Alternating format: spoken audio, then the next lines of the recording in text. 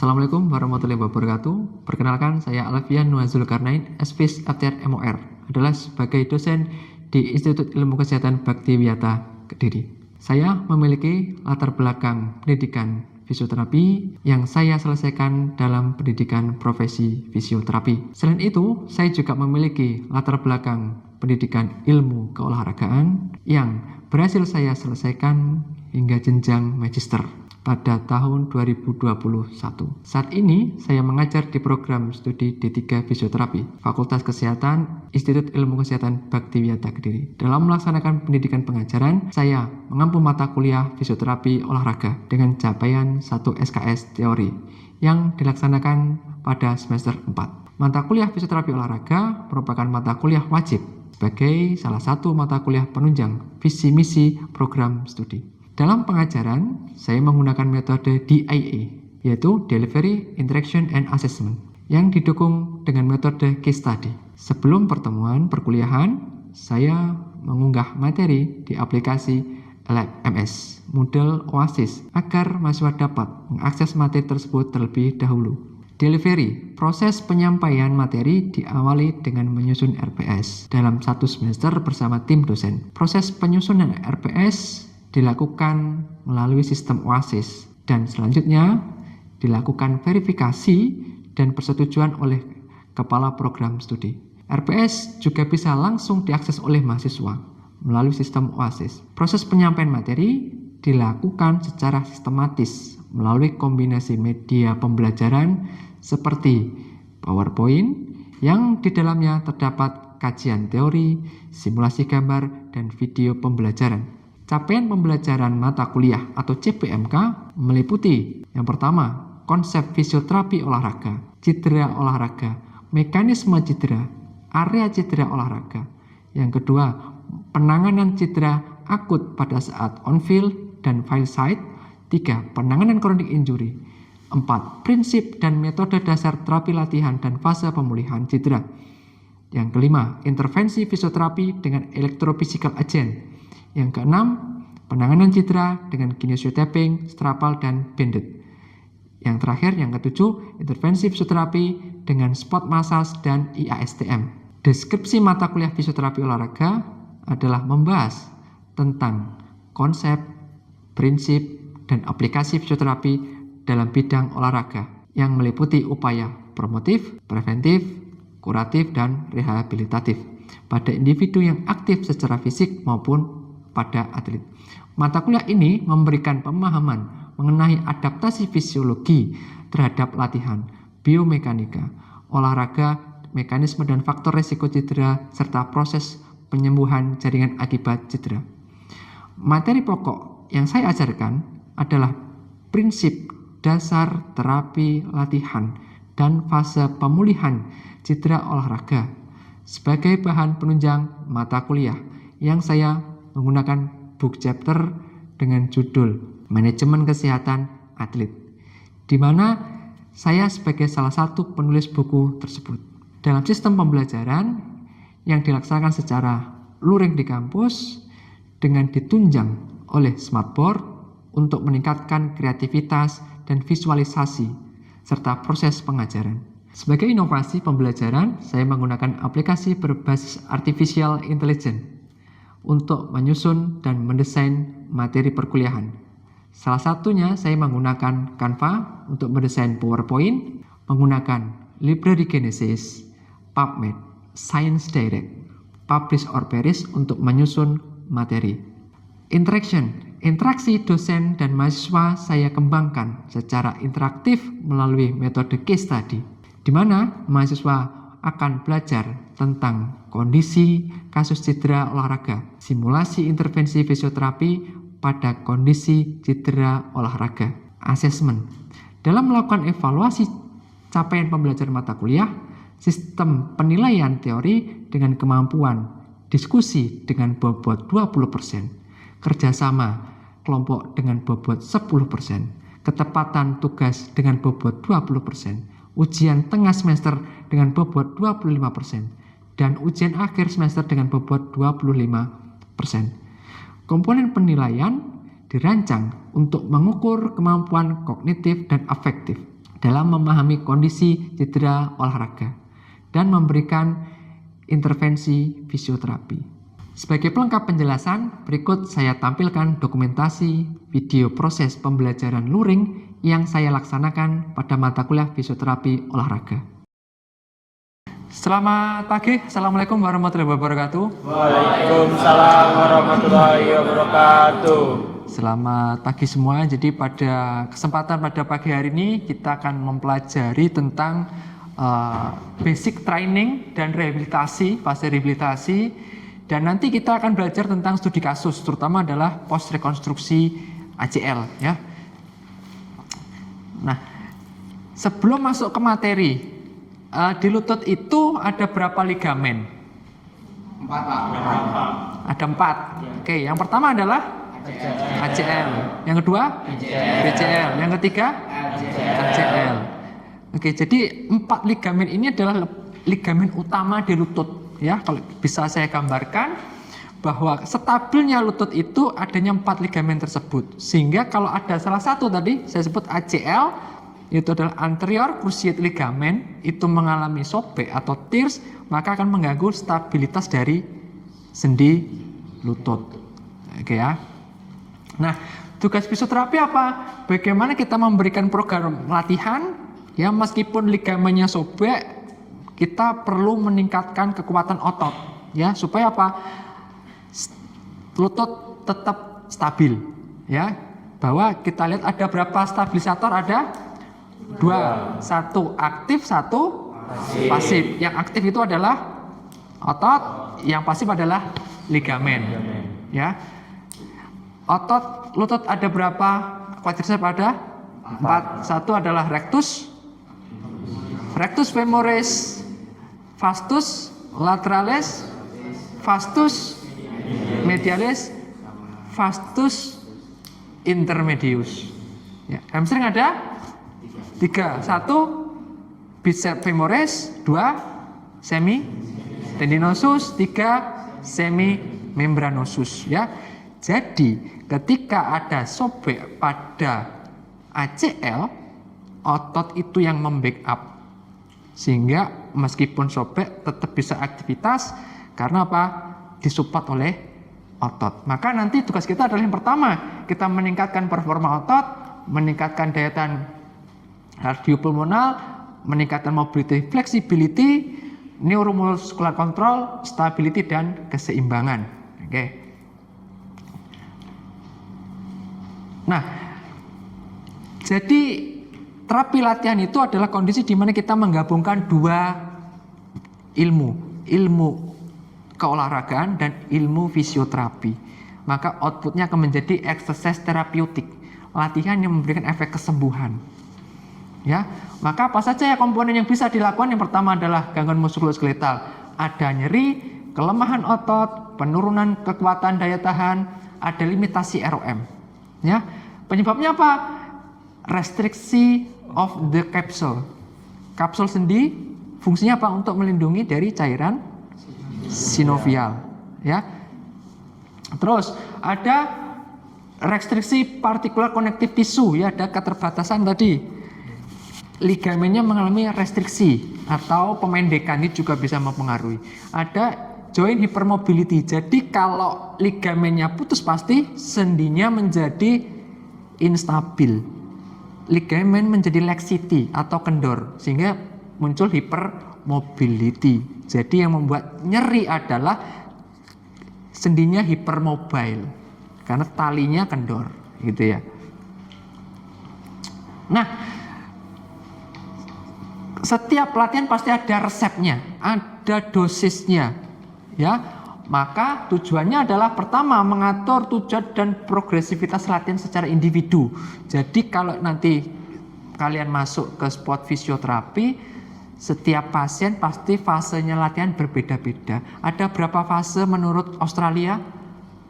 5 fase. Fase 1, fase 2, fase 3, fase 4, dan fase 5. Di mana fase akut adalah fase 1, subakutnya fase 2, mulai maturasi fase 3, fase 4 sudah return to sport, fase 5 adalah pencegahan untuk re-injury. ya. Sehingga kita latihan itu lihat power, speed, strength, endurance, dan activation. Jadi kita mulai dari low load, beban ringan dulu sampai nanti high load, ya. Jadi intensitas ringan bertahap sampai nanti high load di kondisi yang di fase 4 atau 3. Oke. Nah, sekarang kita ke case study di mana inilah gambaran terjadinya robek dari ACL, ya. Kita lihat bahwa ACL itu bisa robek secara proksimal, robek secara middle, putus, atau robek secara distal. Ya. Diklasifikasi lagi ada robek secara lacerated atau pecah, ya, pecah jadi 2 atau lebih dari 2. Nah, ini gambar MRI-nya bahwa yang satu adalah partial rupture, yang kedua adalah normal. Jadi kalau kita lihat normal itu ada line, ya, kontak antara yang hitam itu, ya. Hitam itu adalah ACL-nya dari femur to anterior tibia. Kalau dilihat yang satunya adalah sudah terjadi putus, ya, atau rupture, ya, partial rupture. Nah, ini adalah proses rekonstruksi. Ini menggunakan artroskopi namanya. Jadi menggunakan kamera, ya.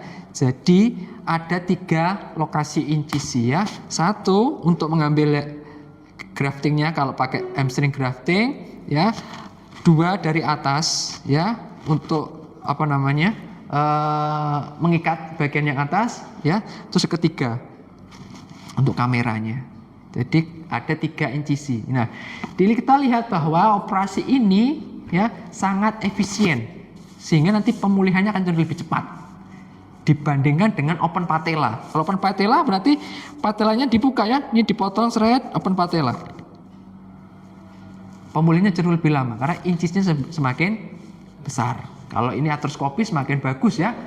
Nah, lihat, pasti ditandai dengan garis biru supaya apa? Dilihat kamera itu adalah titik berhentinya tarikan untuk graftingnya, ya. Nah, setelah itu dijahit. Bone patellar bone, keunggulannya apa bone patellar bone? Lebih cepat untuk recovery-nya. Yes, karena apa? Kita lihat bahwa bone patellar bone pasti di ujung proksimal, ujung distal ada tulang patelanya. Sehingga nyambungnya ke tulang femur maupun tibia semakin cepat. Sehingga kelebihannya adalah nyambungnya lebih cepat. Cuma kelemahannya apa? Resiko fraktur patella. Yang kedua, ketika latihan heel slide itu akan cenderung lebih lama atau wall slide karena apa? Akan ada regangan berlebihan pada tendon patella. Karena ini diambil, ya, ini diambil terus dijahit. Begitu, ya. Oke. Sehingga ada kelemahan, ada kelebihan. Tapi kalau di Indonesia lebih dominan adalah pakai hamstring grafting, ya. Nah, ini cenderung lebih aman, lebih safety karena apa?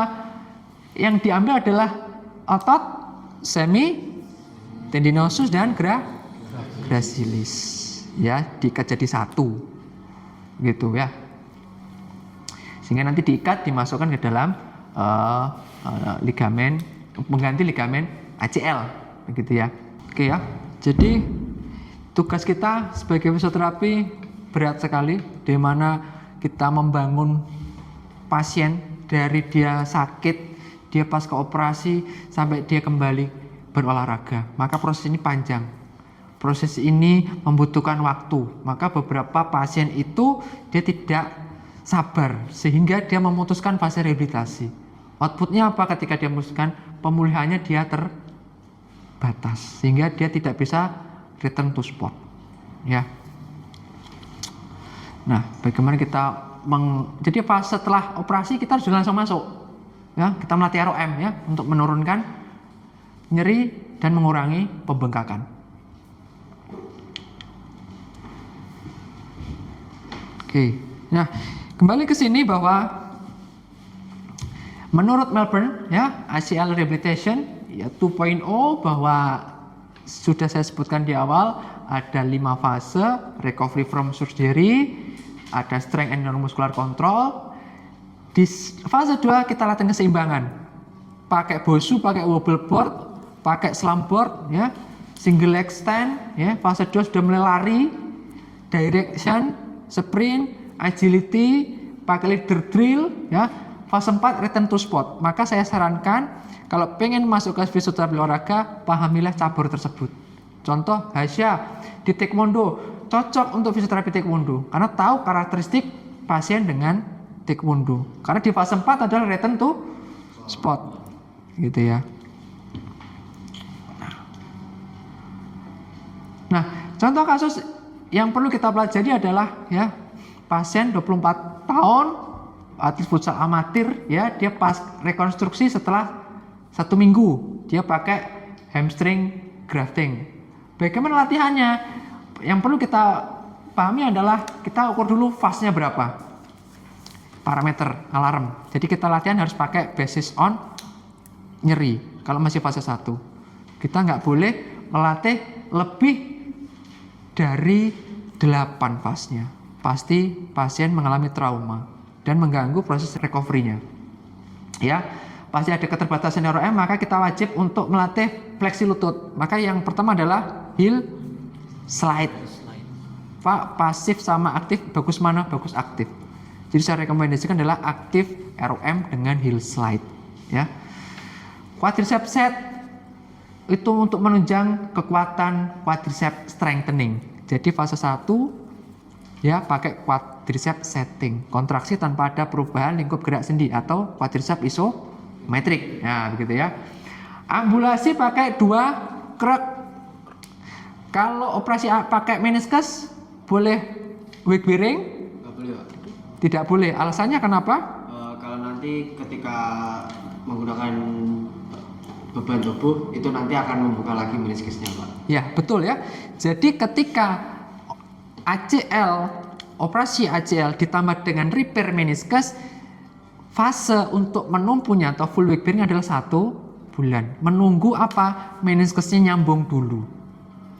Ya. Kita bisa dilihat, dibayangkan bahwa yang biru ini adalah meniskus, yang putih adalah tulang femur. Ketika femurnya menekan ke bawah, kita weight bearing, maka akan memberikan kompresi kepada meniskus. Kalau meniskusnya sobek, maka akan menambah tekanan di meniskus sehingga recovery cenderung lebih lama. Tapi kalau operasi ACL murni ACL, boleh latihan partial weight bearing atau menumpu dengan beban setengah ya, partial weight bearing. Nah, ini ya menurut Aspetar ACL Rehabilitation Protocol ya tahun 2024 bahwa kalau ada meniskus repair, fase menumpunya atau full weight bearingnya adalah lebih dari 1 bulan ya, atau 4 minggu, supaya apa? Repairnya ini cenderung sempurna dulu ya. Biasanya apa? Ketika landing, ketika jumping normal, nah ketika landing ada tekanan kompresi antara femur dan tibia dan ada rotasi, ada pivoting, itu yang membuat ACL-nya rupture dan ada gangguan meniskusnya tears atau sobek ya, gitu. Nah, ini adalah nanti perlu kalian checklist. Ini bisa kalian dapatkan di bukunya Calgiari, nanti saya kasihkan bukunya ya. Jadi ini adalah checklist untuk fase awal mengklasifikasikan post op ACL. Apakah yang pertama rekonstruksinya pakai hamstring atau tidak? Apakah ada tenodesis ya, ada kerusakan atau operasi pada tendon, ada meniskus contoh. Kalau tidak ada ya dicentang tidak ada. Tapi kalau ada, apakah ada partial meniscectomy atau repair longitudinal, root repair atau radial repair ya. Terus kalau ada meniskusnya, apakah dia weight bearing atau tidak? Nah, nanti bisa di checklist. Nah, ini menurut Calgiari bahwa nanti kalau kalian memiliki pasien dengan post op ACL fase 1, itulah protokol yang perlu diperhatikan ya. Lihat exercise-nya, range of motion ROM. Pertama, heel over roll stretch. pastikan itu dilaksanakan untuk meningkatkan ekstensi. Ya, heel slide untuk melatih fleksi secara aktif. Knee extension isometrik ya untuk strengthening quadriceps. Karena apa? Setelah dioperasi pasti ototnya mengalami pengecilan atau disebut dengan atrofi. Karena di dalam ACL itu ada saraf namanya proprioceptif, ada pacin dan rufini. Itu ketika diambil maka terjadi penurunan massa otot. Ya, knee extension and flexion sitting ya. Jadi latihan untuk fleksi ekstensi. Terus untuk strengtheningnya ada active knee flexion ya, sit calf rise, hip adduction ya, ada hip flexion ROM, active ROM dan hip extension ROM ya. Itu dilakukan pada fase 1. Tujuannya apa? Yang pertama adalah untuk full extension knee ya. Minimal swelling, meningkatkan ring of motion ya, dan menurunkan nyeri. Itu loh fase 1. Jadi nanti kalau fase 1 pasti kita mengukur pakai midline ya. Nah, ini healing fase. Jadi kenapa kok lama, Pak? Karena ligamen itu memang jaringan yang minim pembuluh darah. Jadi kalau memang dia robek lama untuk recovery, lama untuk pemulihan. Jadi memang pemulihan ACL itu lebih dari 1 tahun untuk kembali kuat lagi. Nah, ini Pak, berapa repetisi, berapa set? Kita lihat kalau kita pengen meningkatkan massa otot maka kita pakai hipertrofi ya, kita pakai 12 repetisi maksimal atau 10 repetisi. Dengan parameter apa? Adanya fast. Kalau nyeri berlebih kita kurangi repetisinya, kita kurangi bebannya. Nah, tujuannya apa? Yang pertama adalah untuk motor unit recruitment, menambah massa otot, menambah kemampuan saraf motorik ya. Meningkatkan ATP dan fosfat kreatin storage, meningkatkan mioglobin, meningkatkan kreatin fosfokinase dan miokinase. Itulah fungsinya untuk kita latihan. Oke. Terakhir, apakah ada pertanyaan dari teman-teman? Saya, Pak. Oke, silakan. Silakan, saya Wira, izin bertanya. Untuk ligamen yang terjadi robekan dan setara kaveri itu kan pasti akan mengalami kekendoran. Di situ apakah ada operasi untuk mengatasi ligamen yang kendor tersebut? Oke, terima kasih Mas Wira atas pertanyaannya. Bagus sekali bahwa kita tahu bahwa ligamen itu adalah jaringan yang minim pembuluh darah. Maka kalau dia robek, maka recovery-nya pasti lama dan dia tidak bisa sekuat sebelumnya. Maka pasti akan muncul kendor atau laxity. Ya, maka ada operasi yang untuk meningkatkan kekuatan dari ligamen tersebut. Yaitu ada ligamen repair namanya. Jadi nanti akan dijahit itu ligamen untuk supaya tidak laxity, tidak kendor lagi. Gitu. Jadi di repair, dijahit tanpa direkonstruksi, tanpa diganti. Ya, begitu. Oke, apakah sudah? Sudah. Oke. Oke, apakah ada pertanyaan lagi? Silakan Mbak Asya. Perkenalkan, saya Hasya. Pada penjelasan PPT tadi di rehabilitasi protokol itu kan ada beberapa fase. Nah, di fasenya itu apakah terdapat durasi dan bagaimana dari fase 1 menuju ke fase 2 itu durasinya seperti apa? Oke, terima kasih Mbak Asya aja. Oke ya. Jadi menurut Calgary itu kan ada tadi fase ya, fase 1 ke fase 2. Nah, jadi masuk ke fase 2 itu pertama bengkak sudah mulai berkurang. Ya. Yang kedua, ROM-nya itu lebih dari 90 atau 120 ya.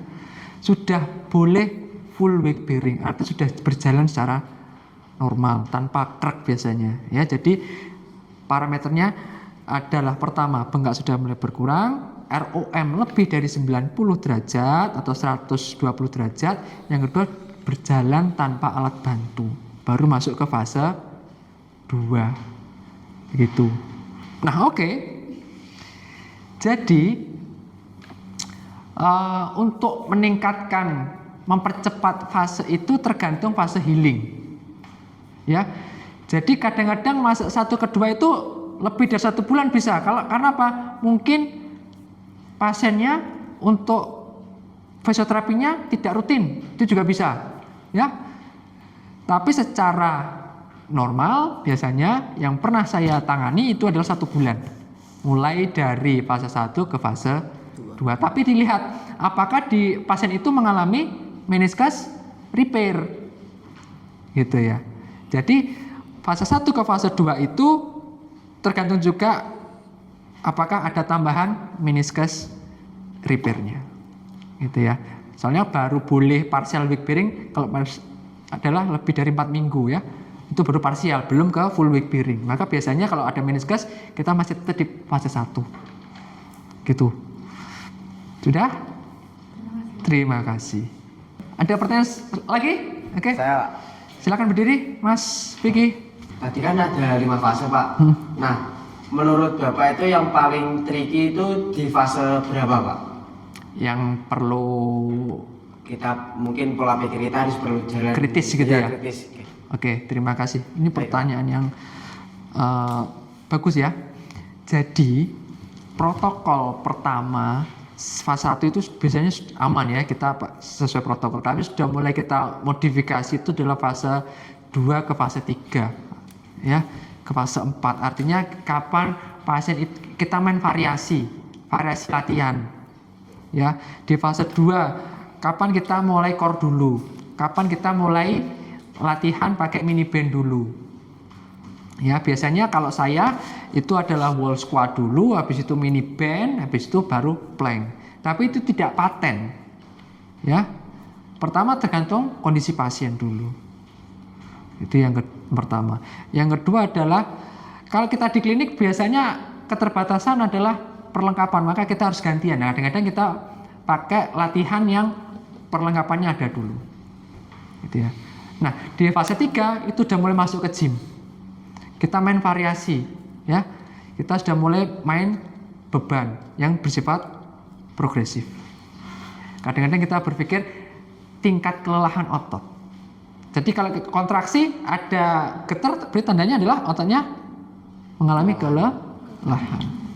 Gitu ya. Jadi perlu kita turunkan bebannya. Enggak ada pertanyaan lagi? Kalau tidak ada, terima kasih. Saya akhiri untuk pertemuan pada pagi hari ini. Selamat pagi. Assalamualaikum warahmatullahi wabarakatuh. Waalaikumsalam warahmatullahi wabarakatuh. Demikian video pernyataan diri dosen dalam unjuk kerja Tridharma Perguruan Tinggi bidang pengajaran saya. Kurang lebihnya mohon maaf. Saya akhiri. Wassalamualaikum warahmatullahi wabarakatuh.